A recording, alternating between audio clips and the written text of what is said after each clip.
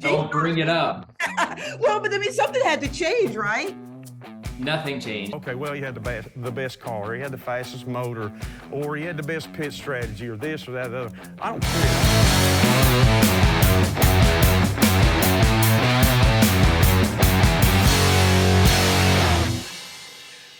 Welcome on to the Backstretch News 5's Heather Williams, and we're 3 weeks into the season, and there's still a ton to talk about.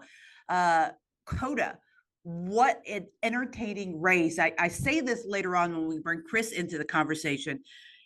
It was probably, for me, the most entertaining road course race that I've seen in a long, long time. That battle between Kyle Busch and Christopher Bell was just top notch.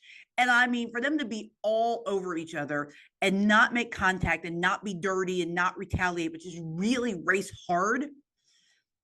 That's what I wish we could have every week. Now, I know we're not going to get that every week, and it probably wouldn't be as special if we did get it every week, but that is definitely what I want to see every week. That was really, really good racing. And I think if you're a car purist and not just a crash 'em up person, or not just a fight chaos person, which I am some of those things as well. Like, I enjoy some chaos. I like a good conflict. I like a little smack talk here and there. So I'm not against that. But if you're a pure car person, that is what you want to strive for this sport to be. COTA was fantastic in that regard. A lot of the talk this week has been about the penalty that is and the penalty that is no more. We'll start with Austin Cindric, the penalty that he got for hooking a fellow driver in that race. NASCAR deemed, because of the speed and where they were, that they weren't going to suspend him. They just fined him $50,000 and 50 points. 50 points is a lot of points. It's going to be tough for him to overcome that kind of a penalty. He's likely is the type of driver that's going to need to win to get into the playoffs anyway. Although he's been running better the last 6 months for Penske, so he might have pointed his way in, but now he's going to have just a really big tear of races, or they're going to have to win to get into the playoffs. They're not going to appeal the penalty. But it does bring up an interesting conversation about NASCAR consistency in their penalties. And I don't know, I'm kind of from the field, the side of the fence, whatever, the team that if you rear hook someone, you should be suspended. I've said that pretty repeatedly when other drivers have done it, and consistently, I believe that's the case. I do understand what NASCAR is saying, that hooking someone at Martinsville or COTA or what have you is not the same as hooking them on a super speedway or at Texas. I get that, but I just feel like from a safety standpoint, we shouldn't be purposely sending people head on into the walls. My feelings, I understand why they did that. I'm not going to make a huge ruckus over it. The penalty that I thought was interesting, and we're not going to talk with Chris about this for a couple of reasons. First of all, our schedules are not compatible. I had to do Chris pretty early in this week, so the penalty overruling, the hearing, the appeal by Gibbs hadn't been heard yet when Chris and I did part of the segment, but also just because of his closeness and just having gone through an appeal and having theirs denied. I don't think it's really fair to ask Chris's opinion on that, so keep him out of it. But I am fascinated by the fact that, and this is just my opinion, I'm not knocking NASCAR, the appeals panel. I realize there are different people hearing these appeals, so they have different feelings. And maybe if Henderson Motorsports had gotten this particular panel, it might have gone more favorably for them in their argument against NASCAR. But I do find it interesting that in the case of Henderson Motorsports and their failure and what happened as they went through post-race tech, intent didn't matter. Right. They were not, they claimed that they were not trying to cheat. They claimed that if they had been able to follow the rules as they were laid out by NASCAR, that they would have passed with flying colors, and intent didn't matter. They were too low. They failed. No questions. But in the case of the Gibbs appeal and the 19th appeal and the 100 points that Chase Briscoe is not getting back, intent did matter. They claimed that they weren't trying to manipulate the car to make it go faster, to make it more aerodynamic, to make the spoiler sit lower, any of those things. They were just trying to get the single source piece to fit on the car. And that's what they had to do to get it to fit. And that was their intent. So in one case, intent mattered, and in another case, intent didn't matter. Now, I've not listened to, and I don't even know if they got to address it this week, the Hauler Talk podcast that NASCAR puts out. It is my intent to listen to it this weekend. If they don't get to it, I'll listen to it next weekend. Maybe my opinion will change on the subject, but I just feel like that if intent doesn't matter across the board, in my opinion. So that's kind of my 2 cents on that. And like I said, after I hear NASCAR's side of the story, maybe my opinion can be swayed. As for this week's show, Chris is here. We are going to talk about COTA, what a great race it was. Our guest this week, Chris and I are going to talk about, super excited to have him on, because how often do you get the race winner of 2 races in a row on right after they win? Right? These things are scheduled in advance. I was scheduled with Christopher Bell last week sometime after he won the first race. To have him on this week after he won a second race is great. Christopher obviously is in a really good mindset. Jacob Racing is in a really good mindset. And I think this is really big for Christopher, because he is probably as talented across many disciplines as Kyle Larson, but Kyle Larson gets all the hype. Kyle Larson has been more successful to this point. He has a Cup championship. He's older than Christopher. So, I mean, Christopher is well on track to getting a Cup championship in his career. I think he will get at least one. But I think this is kind of a coming of age for Christopher, as far as he is starting to prove that he is every bit as talented in many disciplines as Kyle Larson. He ran toe-to-toe with him over the weekend, or over the winter months, on dirt races. And they've run toe-to-toe against each other for a long time. And Christopher beats Kyle sometimes, and Kyle beats Christopher, and it's really entertaining to watch. But now that he's getting to do dirt races again, you're getting to see that, both of them really in the prime of their career, going back and forth. Christopher is now winning on the Cup level at short tracks, like Martinsville, at road courses. He's won at the Roval. He won at COTA. Super speedways, he's running really well. You know, he won at Atlanta. That's a super speedway. You're getting to see, and of course, the Gibbs cars are always good at the 1.5 miles. And he's the defending champ at Phoenix for the spring race, where we're going this week. So he's really proving himself across multiple disciplines, and that he deserves to be in that conversation with Kyle Larson, with Kyle Busch, as the best pure driver in the sport right now. So fun, fascinating conversation with Christopher, and great conversation with Chris Carrier about Christopher. So can't wait to share that with you. I'm going to stop talking, and we're going to get to it. Joining us now is our crew chief, Chris Carrier, who is also the crew chief of the number 75 Food Country Truck in the Craftsman Truck Series. Christopher Bell won his second straight race at COTA this weekend. People don't really talk about C-Bell when they talk about the best pure racers in the sport, but he runs with Kyle Larson on the dirt. Yep. He's won the super speedway. He won this week on the road course. He's good at short tracks like Phoenix and Martinsville. Should he be talked more alongside Larson as one of the best pure drivers in all of motorsports? I think absolutely, Heather. I think Christopher is in the underrated column a little bit, I think, my opinion, because his persona is not as strong as a lot of other guys, like a Kyle Busch or a Richard Petty or a Darrell Waltrip, or those guys, Tony Stewart's, that we think of as generationally the best drivers in the sport. And to look at him, he looks like he might be a senior in high school. So finally. True. I mean, he's just so young looking. And Christopher, if you're listening, when you get my age, that's really going to be a good thing for you to look 10 years younger than what you are.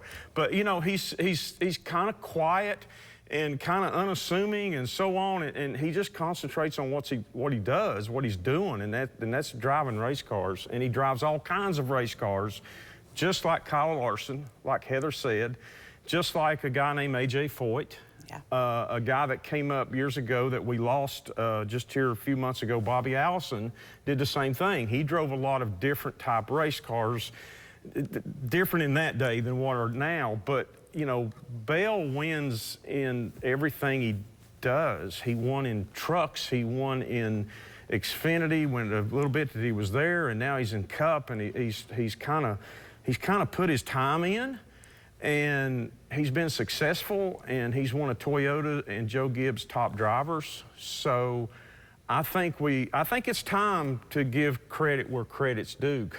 Winning a race at a place like COTA is not an easy thing.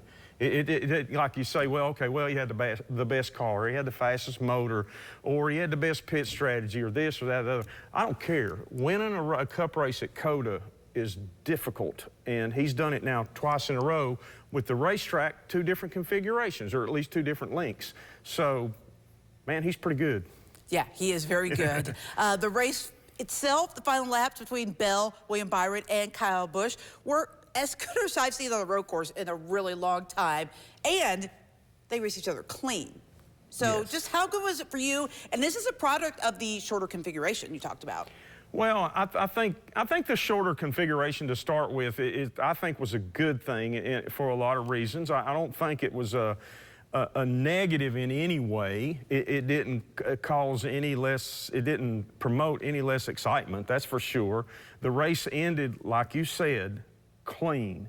We didn't have anybody knocking somebody out of the way for the win unnecessarily. Bell drove really hard. He almost took out Kyle one time going into turn 1, I believe it was, and kind of missed him, fortunately. I believe that's correct. And then, you know, but everybody raced everybody else clean. We had a little scuffle there on the first lap with Chastain and Elliott, but I don't think there was any malicious intent there at all from anybody. You know, there was an incident there toward the last with Austin Cindric, which I'm not sure what was going on there. That didn't affect the win or top positions anyway. But overall, I think a pretty good road race. Pretty good road race. Yeah. And I think everybody came out, you know, pretty satisfied and pretty happy and ready to go to Phoenix. All right, you brought up Phoenix. So NASCAR heads to the first true oval that's not a super speedway in Phoenix this weekend. How do you like the fact that this is 3 weeks into the season now, the 4th race of the year, and we're just now getting to really like the meat and potatoes of the tracks? Well, you know, Heather, there's a lot of races on this schedule, and you know, Daytona's going to be the first one. That's just going to be. I think the other 2, you know, Atlanta, COTA, are races that geographically fit in pretty well to where it's decent weather. We've been very blessed with decent weather so far. Been very blessed with that. Other than Daytona. Other than Daytona, which was a little, but we got it in, and yes. It all happened, and they've got the abilities to get a race in. It's got some rain and so on and so forth. So it's worked out. This schedule, I tell you who's the hardest on right now is the hauler drivers right. and the people hauling equipment. And not only do you have the team's hauler drivers, but you've also got the people hauling all that TV equipment and the media people who have stuff to, you know, and all that travel and so on and so forth. We're going to Phoenix, which is an oval. I'm not going to go with you and say it's a true oval. It's shaped kind of like this table a little bit. It goes here and then it goes there, but you know, it is an oval. It's right in there with like Loudon, Richmond, Gateway is a top racetrack that's like Phoenix. Phoenix has 2 different corners that are shaped very much different. It's got a weird front straightaway that's a real long sweeping tri-oval type thing, and they run down in the infield and so on and so forth, which you know, that does create excitement. You know, the guys that have to fix everything that gets tore up is probably not too excited, but you know, it promotes some good racing, especially in the first probably 4, 5, 6 laps after the restarts, and after people have got new tires on, they want to go down there and make positions up, and it you know, ends up 5, 6, 7 wide, and the announcers hollering and screaming and going on, and the safety trucks are turning their lights on, ready to go out there. But anyway, we'll go to Phoenix and we'll see what happens. I think that you know, it's kind of hard to predict who's going to be the real favorites. Well, I'm going to ask you another question about Phoenix in a second, but I do want to say about the start of this season. I love it. As you know, I am Team Chaos. So anytime that there are 3 tracks that are completely unpredictable, you got a chance to see some guys that maybe you wouldn't normally expect to see at the top. Although, at the end of the day, the cream has risen to the top regardless of the chaos, right? Because the top is William Byron and Christopher Bell and Kyle Larson, all the usual suspects. But then there are some other guys sprinkled in there. Carson Hocevar is pretty high in the points. Michael McDowell is high in the points. So I love the chaos this creates. And then there's also some guys that we thought were going to be players that are in trouble right now. The penalty obviously makes Chase Briscoe in trouble. Denny Hamlin's in a little bit of trouble. Like there are some guys that we expected to be good. So, you know, I love the chaos of this. I know they did it for the weather because we've lost California, so we've lost some of these warm weather tracks. But for me, Team Chaos out of the way, so I love it. So back to Phoenix. What is the key this week, especially with the shorter tire that we're going to be, or the softer tire that we're going to be running? I think managing that tire, and in the time of practice they have, which is relatively very short for what they need. It's going to be tough to figure out, okay, which way is the balance of the car going to go over a run as those tires fall off, as they degrade, whatever the word is there, and they get slower, the car starts sliding around. It's going to be, okay, which end is worse, and what is your priority in order to run good, consistent, fast lap times? Do you need more priority toward getting what's called forward bite, rear grip under throttle? Is it getting loose under braking in the entry of the corner, the first corner, third corner? Or is the biggest problem that when you go to turn in the middle of the corner and make that apex, that your front end is sliding and you can't get it to turn and you feel like you're just going to run head on in the wall? The driver may say it's all 3 of those things. So then that's when the crew chief climbs on top of the truck and like dives off. But anyway, not speaking from experience. Phoenix will do this because, like I said before, it's an odd-shaped racetrack that, like the 2 ends of the racetrack, nothing is the same. Nothing is symmetrical on that racetrack, and there's not a lot of banking. It's not a high-banked racetrack.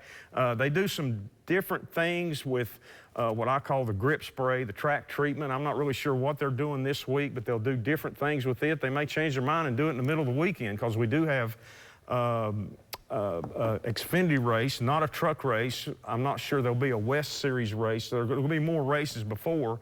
So, you know, that track conditions will change too through the weekend, because you got different cars with different tires, different compounds of tires, different makes of tires on the racetrack at different times throughout the weekend, and that puts more headache into everybody's plans, because it gets, you know, it's uncertain stuff.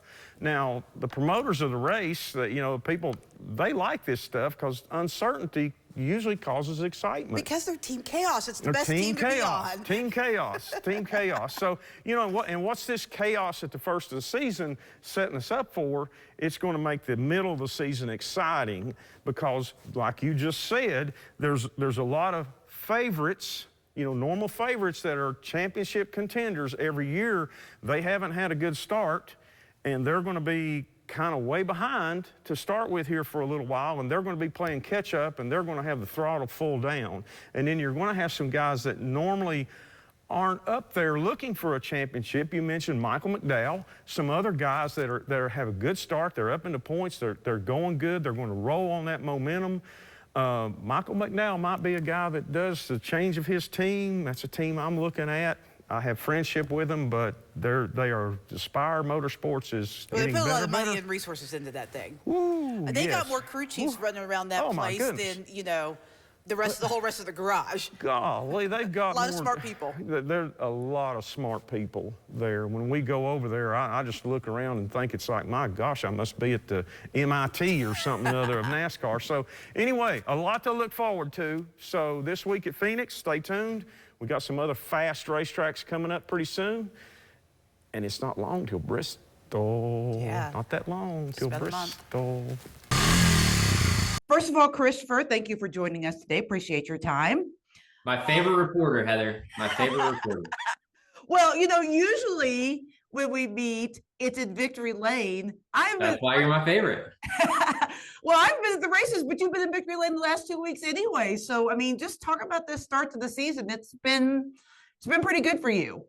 Yeah, it's been absolutely incredible to start the season 2 out of 3. And really at the Daytona 500, I was right there and in position to potentially go 3 out of 3 before the crash. So it's been basically everything you dream of. And we're just getting into the bread and butter of our strengths going into Phoenix, Homestead. What else we got? Vegas, Martinsville. Those are all really good racetracks and tracks that I'm super excited about getting to and competing at.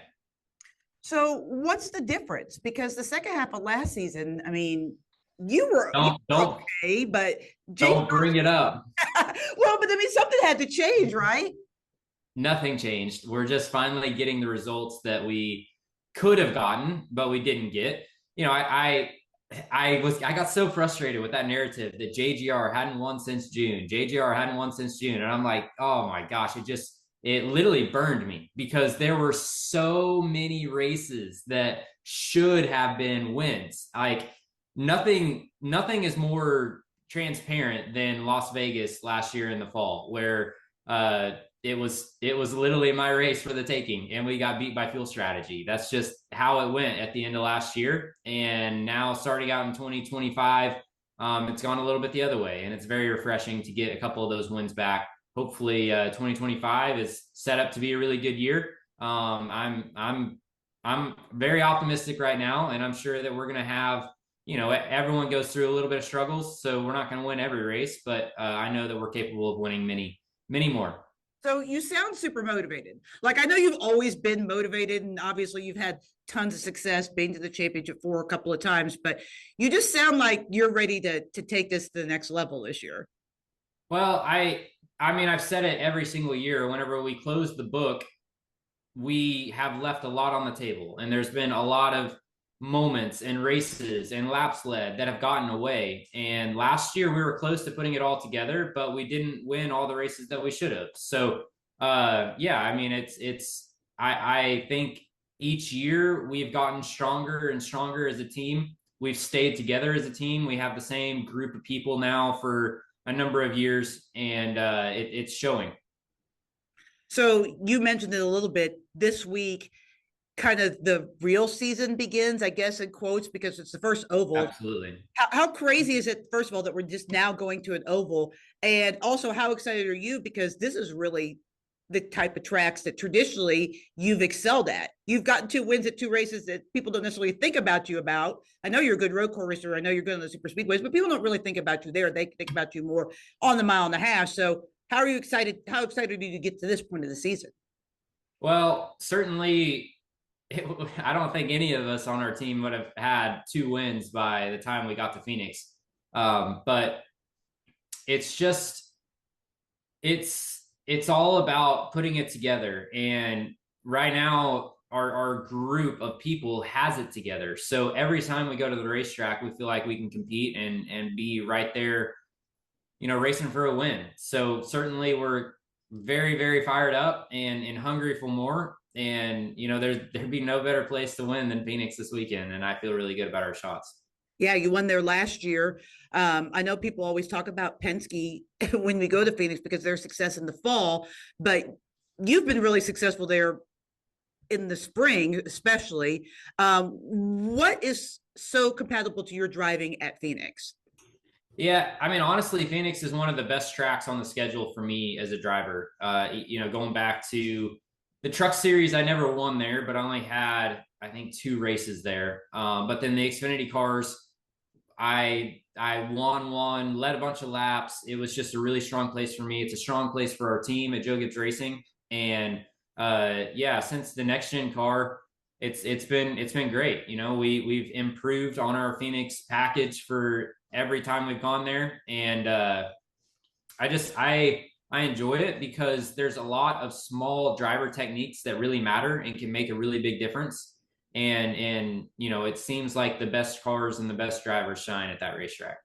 So is there a difference between the spring and the fall for you other than maybe luck? I mean, it seems for you that like you just had bad luck at the season ending race. No, you nailed it. You nailed it. I mean, they're really, you know, Penske, they performed when it mattered the most, and they have the championships the last couple of years. But going back to 2022, whenever I made the Final Four, I was right there with Joey and arguably closing in on him and in position to get my first championship. And we had a pit road mishap that took me out of it. And then going back to 2023, we had the brake malfunction early in the race that took us out. And then last year in 24, the race got away from us a little bit, but we led laps early on and just lost the balance in the closing stages. So Penske, you can't take it away from them. They've performed really well when it mattered, but I do feel like the 20 car has been toe to toe with them most of the time. My final thought this week is about the schedule. It's been a really interesting start to the year with the kind of 3 quote wild card type races to start the year in Daytona, Atlanta, and COTA. Drivers have long said years past that the season never starts until you get to the West Coast swing, because those are the ovals, right? You start with the super speedway of Daytona. It's great. It's our biggest race, but it doesn't really quote unquote count because we don't race like that every week. Well, it's fascinating now because we are now on week 4 of the regular schedule. First time we get on a normal oval, quote unquote, normal oval in Phoenix, the short track, flat track at Phoenix. But what's interesting to me is despite all of the wild card-esque aspects of these races, the cream has still risen to the top. If you look at the top of the standings, you see William Byron, Christopher Bell, Kyle Larson, Tyler Reddick. The usual suspects pretty much are all there. Now, there are a few people that are in trouble. Denny Hamlin currently with Chase Briscoe getting his points back is 17th in the points. He is, if the playoffs started today, which obviously they don't because we're 3 races into this, but he's on the outside of the playoffs looking in. But for the most part, the best teams performed because, and when I talked to, I believe it was Alex Bowman this week about this, he said, this is what the schedule is now. There's tons of super speedways and road courses and short tracks and things other than just your 1.5 mile, quote unquote, cookie cutter tracks that you have to be good at all these disciplines if you want to compete for a championship. So it doesn't really matter if you start with Daytona and Atlanta or COTA or Daytona, Talladega and Watkins Glen. Like, it doesn't matter because you have to perform on all these tracks, both in the regular season and now in the postseason, to be successful. So drivers have just gotten better at all these tracks. So I, for one, love it. I love chaos. I love the opportunity to see guys